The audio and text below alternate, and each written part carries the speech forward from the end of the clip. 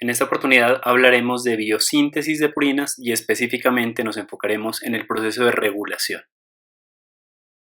La síntesis de novo de purinas inicia a partir de una molécula denominada ribosa 5-fosfato y gracias a la enzima fosforribosil pirofosfato sintasa se genera una molécula de PRPP o fosforribosil pirofosfato.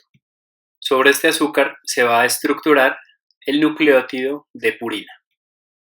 Inicialmente se formará una molécula de inosina monofosfato y a partir de la inosina se formará adenina y guanina. La molécula de PRPP recibe el grupo amido a partir del aminoácido glutamina, generando una molécula conocida como 5-fosforribosilamina. Por lo tanto, la glutamina es responsable de proporcionar el nitrógeno en posición 9 del anillo purínico. A partir de esta reacción existen 8 reacciones adicionales que permiten formar la molécula de inosina monofosfato. El detalle y la estructura química de los componentes intermediarios se encuentra en otro video.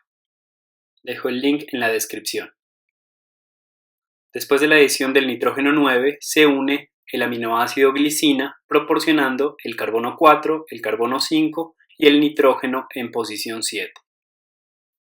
El carbono en posición 8 es proporcionado por una forma de folatos conocida como N5-N10-metenil tetrahidrofolato.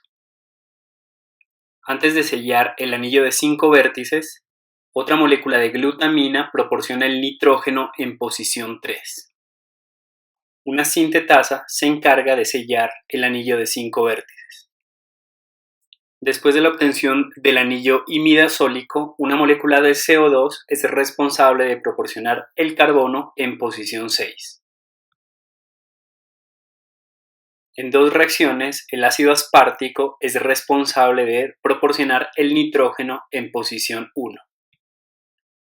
Finalmente, el carbono en posición 2 es proporcionado por una forma de folato conocida como N10-formil tetrahidrofolato.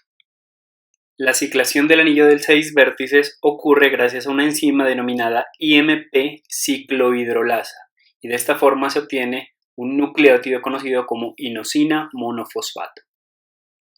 A partir del nucleótido de inosina monofosfato se puede generar las 2 purinas en forma de adenosina monofosfato y guanosina monofosfato. Para obtener guanosina monofosfato, la molécula de IMP se oxida generando xantosina monofosfato y posteriormente la glutamina proporcionará un grupo amino generando guanosina monofosfato.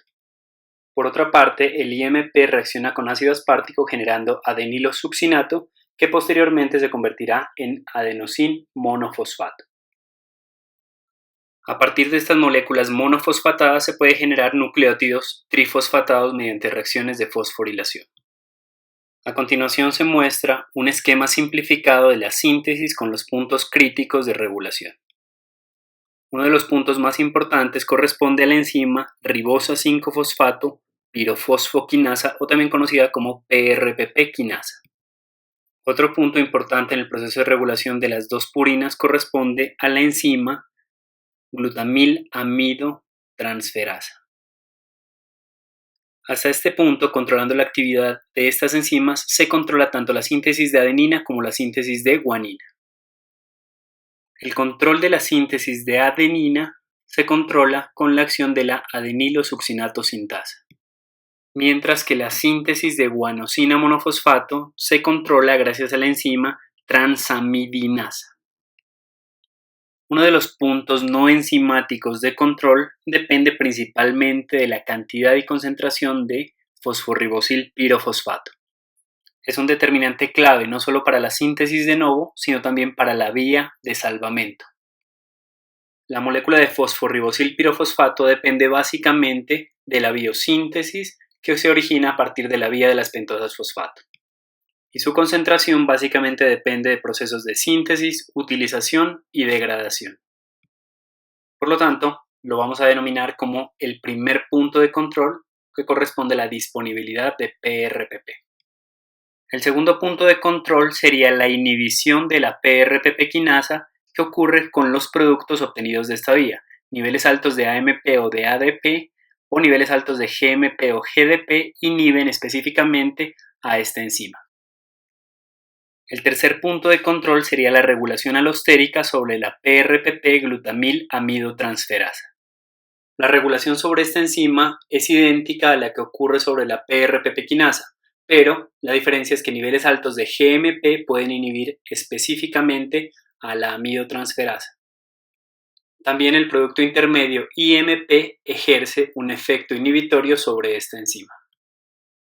Niveles altos de AMP o ADP generan un efecto inhibitorio específico sobre la enzima adenilo-succinato sintasa, mientras que niveles altos de GMP ejercen un efecto inhibitorio sobre la enzima GMP sintasa o transamidinasa. Estos serían los puntos de control 4 y 5. Así como hay regulación inhibitoria sobre cada una de las enzimas, también existe una activación recíproca sobre los nucleótidos purínicos. Por ejemplo, para la síntesis de ATP se requiere la presencia de GTP, puesto que el GTP es un cofactor para que funcione la enzima adenilo-succinato sintasa. De la misma forma, para la síntesis de GTP se requiere la presencia de ATP, puesto que es un cofactor necesario para la funcionalidad de la enzima GMP sintasa o transamidinasa. En este punto es clave señalar que la molécula de GMP no solo inhibe a la amidotransferasa, sino que también inhibe a otra enzima importante que participa en la vía de salvamento. La enzima se denomina hipoxantina guanina fosforribosiltransferasa. En este video hemos señalado algunos de los puntos claves o puntos críticos de cómo se regula la síntesis de purinas, tanto de adenina como de guanina.